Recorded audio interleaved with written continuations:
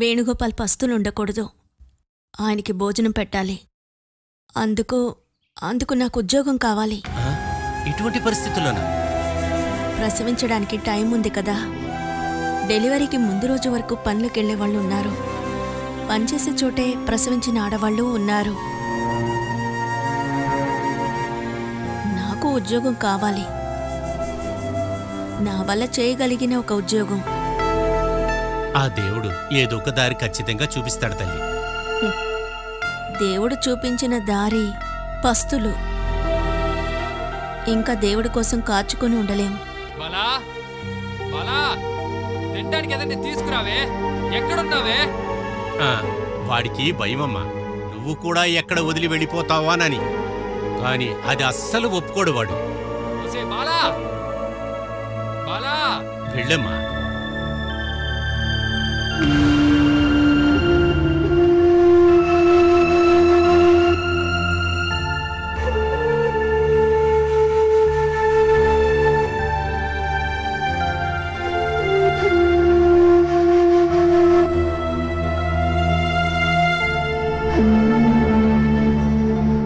దీని గురించి పెద్దగా ఆలోచించడానికి ఏమీ లేదు సూరజ్.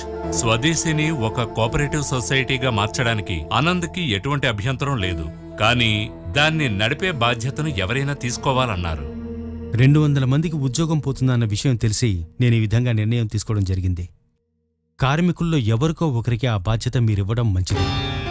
అదంతా వర్కౌట్ అవ్వదు.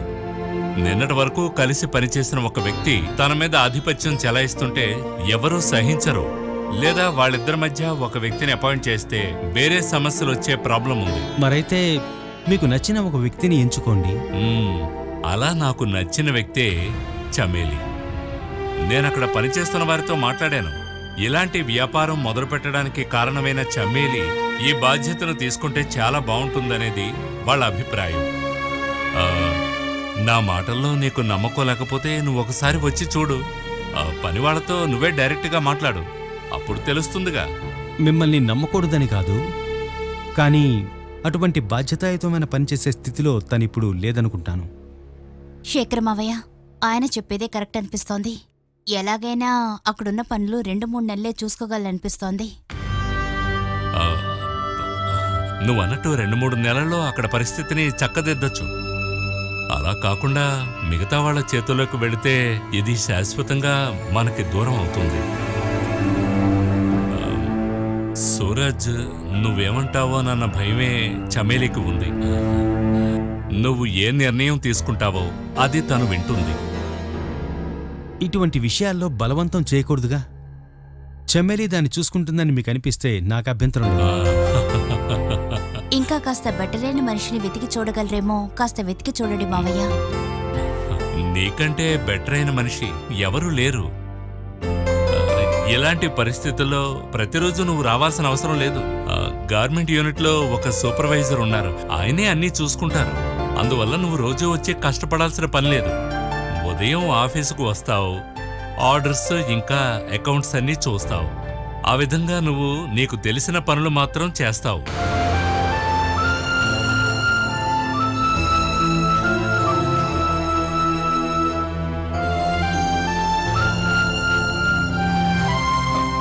సూరజ్, ఈ విషయంలో నీ అభిప్రాయమే అతనికి ముఖ్యం.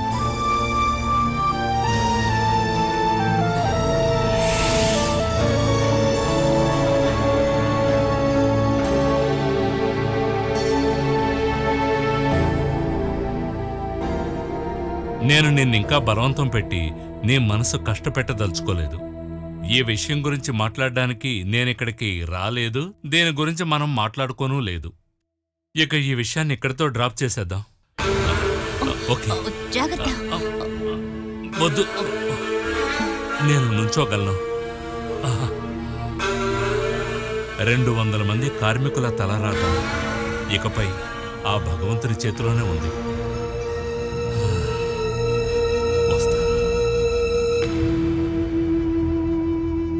శేఖర్ మావయ్య, నేనొస్తాను.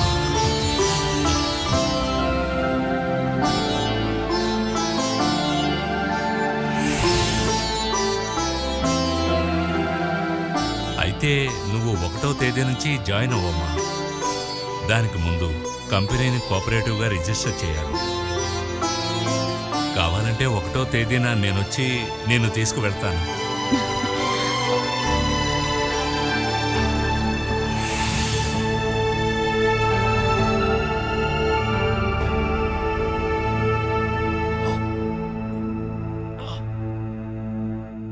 ఎవరు లేరేంట్రా ఇక్కడ? అందరూ చచ్చిపోయారేంటి? రే ఎక్కడ్రా చచ్చారు? ఇంతకాలం నా తిండి తిన్నా ఎవరు లేరేంట్రా ఇక్కడ?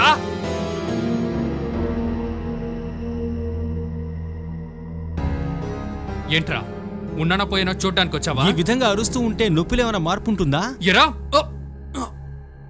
ఎరా మీరు ఏవేవో వండుకొని తింటున్నారు, కానీ నాకు ఒకే ఒక పూట భోజనం కూడా రుచికరంగా మీరు పెట్టలేకపోతున్నారు కదా. సతీష్ అన్నయ్య పనిచేయడం వల్లే ఇప్పుడు ఈ కుటుంబం నడుస్తుంది తెలుసా. నేను సంపాదించేది చేతిలో నిలబడడం చాలా కష్టం.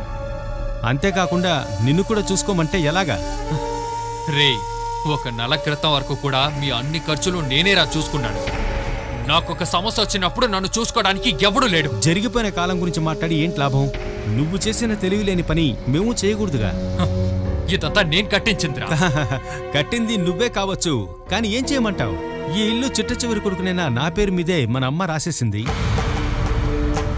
సుమేష్, ఆ? రే సుమేష్, పక్కనున్న గుడిసిలోంచి నువ్వు ఇలా పైకొచ్చి ఇక్కడ నుంచున్నావు అంటే అది మీ అన్నయ్య వల్లనేరా. దానికి కొంచెం కృతజ్ఞతనన్నా చూపించరా. ఆ కృతజ్ఞత అనేది ఉండడం వల్లే ఇవన్నీ భరిస్తూ ఉన్నాను. వీడు చెప్పింది నిజమేనా? ఇప్పుడు ఈ ఇల్లు వీడి పేరు మీదే ఉందా? అది మీ అమ్మనే వెళ్ళి అడగాలరా. ఆవిడ పేరు మీదే కదా ఇది ఉంది. అసలు ఇంట్లో ఎవరూ నాకు మర్యాద ఇవ్వట్లేదు. నేనెలాగరా వెళ్ళి ఆ విషయం అడగను? ఎక్కువగా ఎంక్వైరీ చేయొద్దు. ఇది ఇప్పుడు నా పేరు మీద ఉంది, అందువల్ల నీ పాత అధికారాలేమి ఇక్కడ పనిచేయవు. ముందు నన్ను కోలుకొనిపో, ఆ తర్వాత ఈ ఇల్లు ఎవరి పేరు మీద ఉందో తెలుస్తాను. ఇక పైన నువ్వు లేస్తావని నీకు మాత్రమే నన్నయ్య నమ్మకం ఉంది.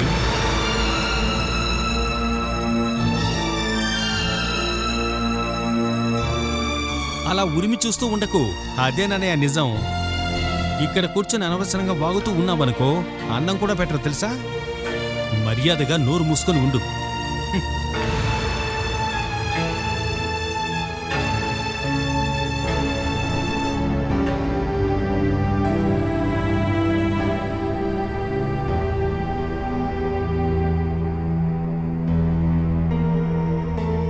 డబ్బు లేనివాడు శవంరా.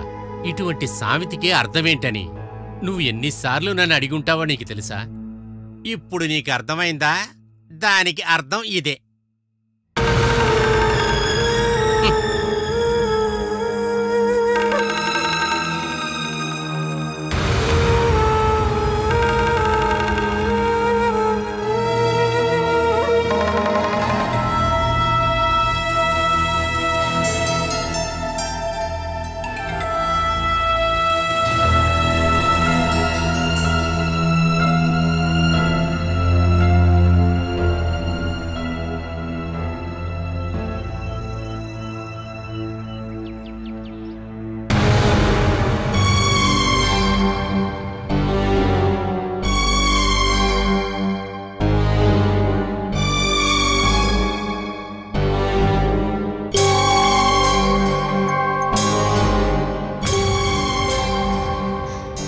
బాలాకా,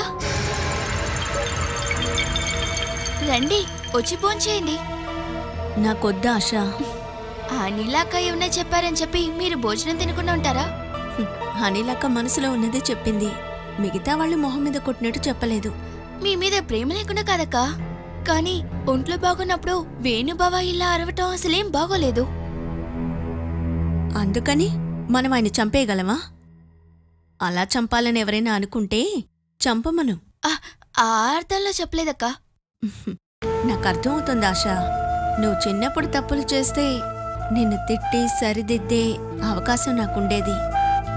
ఆ రోజు మన మధ్య ప్రేమ మాత్రమే ఉండేది. అటువంటి నీకు ఈ ఇంట్లో నాకంటే హక్కులు ఎక్కువ. నన్ను తిట్టి అడ్వైస్ ఇచ్చే హక్కు కూడా ఉంది. మీ మనసులో అలా ఒక ఈగో ఉంటుందని నేను అనుకోలేదక్కా. నాకు ఈగోనా? నీకింకా చిన్నపిల్ల మనస్తత్వమే. మా నాన్న అంటే మీ అంకుల్ ఎప్పుడు చెప్పే ఒక విషయం ఉంది. సిచ్యువేషన్కి తగ్గట్టు ఒక మనిషి మారిపోవాలని ఎప్పుడు అంటారు. ఆ టాలెంట్ నాకంటే ఎక్కువగా ఉన్నది నీకే. పడిపోయాను కదక్క, ఇంక భరించాలి. అమ్మా నాన్న వదిలేశారు, తను కూడా నన్ను వదిలేస్తే ఇంకా ఎక్కడికి వెళ్తాను? కాబట్టి ఎవరు శత్రు అయినా సరే నేను ఎలాగైనా జీవిస్తానక్క.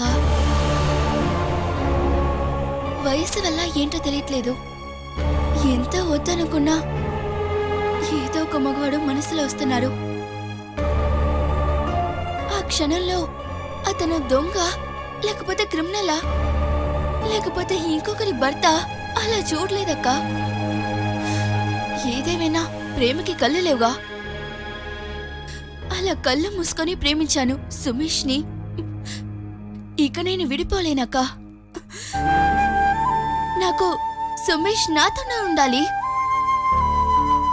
అందువల్ల మిమ్మల్ని బాధ పెట్టేలాగా నేను ఏదైనా ఒక మాట అన్నా కూడా మీ ఆశనే కదక్క, క్షమించేసేయండి.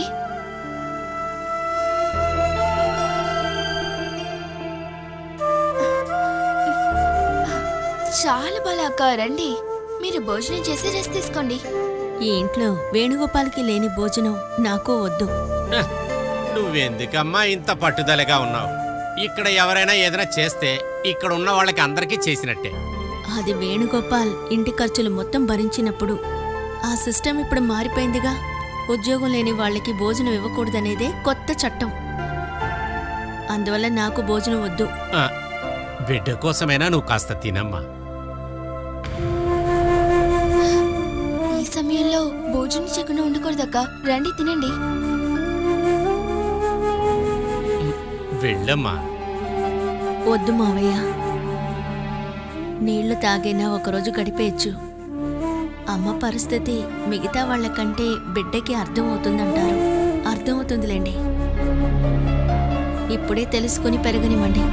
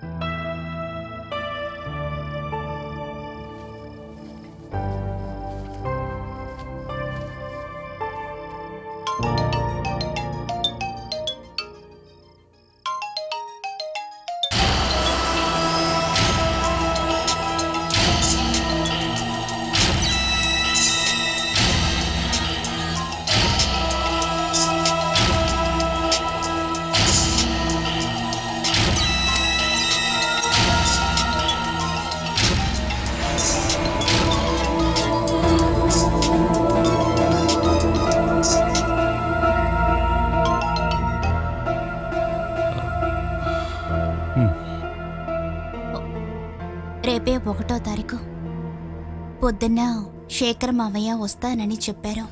వెళ్తాను అని మాటిచ్చావుగా, ఇక ఎందుకు దాని గురించి డిస్కషన్? పొద్దునే నేను వెళ్తానని మీకు గుర్తు చేశాను. వీణ్ణి ఏం చేద్దామంటావు? నేను వాడిని నాతో పాటు తీసుకువెళ్తాను. నెలల గర్భిణీగా ఉన్న భార్యని పనికి పంపడం నాకు ఇష్టం లేదు. ఆ విషయం నాకు తెలుసు. నా గురించి ఆలోచించి మీరు భయపడొద్దు. ఇక ఏముంది భయం? అలా భయపడే రోజులన్నీ ఎప్పుడూ అయిపోయాయి.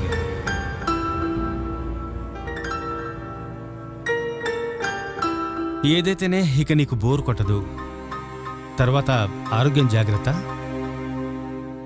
రేపటి నుంచి నువ్వు ఉద్యోగానికి వెళ్ళాలిగా, త్వరగా పడుకో.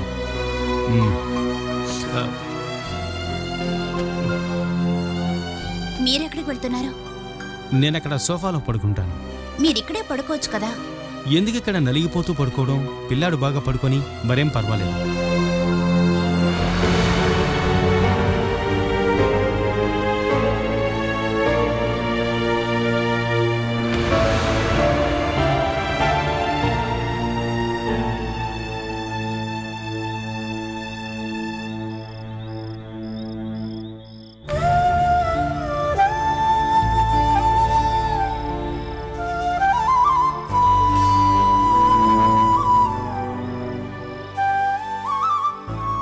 నువ్వెందుకేనమ్మా ఇలా చలిగాల్లో వచ్చి నిలబడ్డావు? ఆ బూతు మాటలన్నీ బిడ్డ వినకూడదనే వచ్చేశాను. పుట్టబోయేది మగబిడ్డ అయితే ఆ మాటలు విని నేర్చుకుంటాడు కదా. నువ్వు ఒక చిన్న పని కావాలని అడిగావు కాబట్టి తిరుగుతున్నాను. నీ చదువుకు తగినట్లు ఇక్కడెక్కడా ఏ పని లేదమ్మా.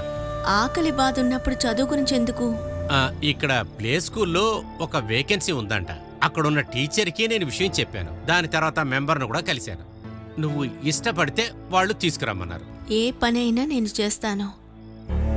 జీతం అది ఎక్కువ ఇవ్వనని చెప్పారు. కానీ నువ్వు వేణు ఆకలికి తప్పించక్కర్లేదు. ప్లే స్కూల్ పిల్లలకి వంట చేసి పెట్టి మిగిలిన దాంట్లో మేము తినచ్చు కదా మావయ్య. ఆ పనికి వెళ్ళమని చెప్పి నేను చెప్పనమ్మా.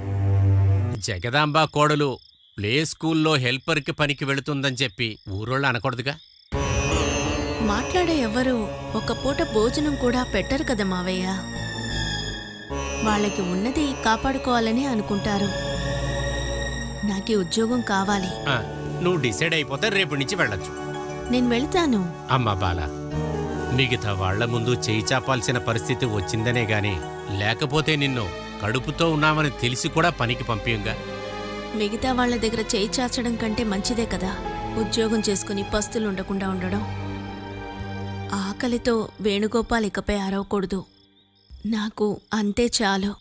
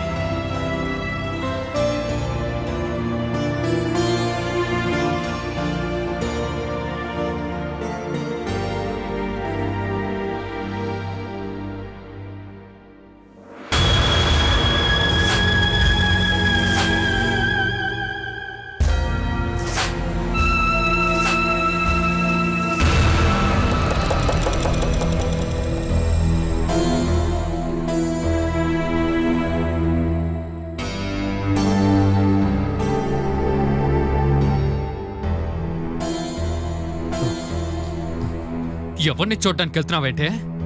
అలా సరిగ్గా చెప్పలేం. నేను ఈ పరిస్థితిలో ఉన్నప్పటికీ కూడా నువ్వు వెళ్ళిపోవాలి కదా? నేను మీకు చెప్పానా రోడ్డున పోయేవాడితో గొడవ పడమని? నా భార్యని ఎవరైనా ఎక్కిరిస్తూ కూర్చుంటే నేను చూస్తూ ఊరుకోవాలేంటి? తాళి కట్టిన భార్య దగ్గర మీరేమైనా చెప్పచ్చు, చెయ్యొచ్చు. నాన్నతో కలిపి కూడా అసహ్యంగా మాట్లాడొచ్చు. రోడ్డున పోయేవాడు ఎవడో కమెంట్ చేస్తే అది మీరు తట్టుకోలేకపోయారు కదా? అది వినడానికి నీకు సంతోషంగా అనిపించిందండి. భార్యని ప్రేమించే, మర్యాదిచ్చే మంచి భర్తగా మీరు ఉండుంటే కమెంట్ చేసేవాడి నోటిని నేను పగలగొట్టేదాన్ని. భార్యని కొట్టి బూతులు మాట్లాడే మీకు వాళ్ళని కొట్టే అధికారం ఎక్కడి నుంచి వచ్చింది? ఏం అర్హత ఉంది? ఓ, అర్హత ఉన్నవాడిని వెతుక్కుంటూ వెళ్తున్నావేంటి? ఈ పరిస్థితిలో ఉన్నా కూడా మీ మనసు చెడుతో నిండిపోయింది. మాటల్లో మార్పు లేదు. నాతో ఉండాల్సిన టైంలో రెడీ అయి బయలుదేరుతున్నా నీతో నేను ఏం మాట్లాడతానే? నేను వెళ్లేది ఎవరిని తృప్తిపరచడానికి కాదు, ఒక ఉద్యోగం చేసి ఒక పూట భోజనమైనా తినడం కోసం. నువ్వు వెదవ పని చేసి తీసుకొచ్చే భోజనం నాకు అస్సలు అక్కర్లేదే.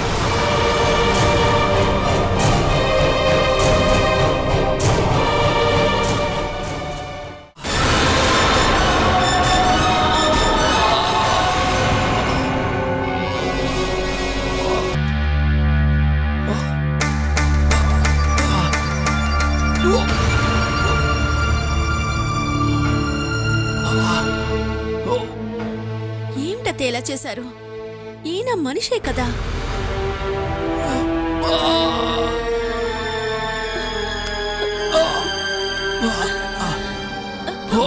ముట్టుకోకండి, వెళ్ళండి. ఈయన మీ అబ్బాయే కదా. ఇక్కడ తీసుకొచ్చి పడేయడానికి మనసులా వచ్చింది. అసలు ఈ పని చేసింది ఎవరు? మీరు కూడానే ఉన్నారా? అమ్మ కాదు, నేనే ఇక్కడికి తీసుకొచ్చి పడేశాను. ఇలాంటి ఒక చెడ్డవాడు అక్కడ ఉండాల్సిన అవసరం లేదు. తీసుకెళ్లి రోడ్డు మీద పడేసిండేవాడిని.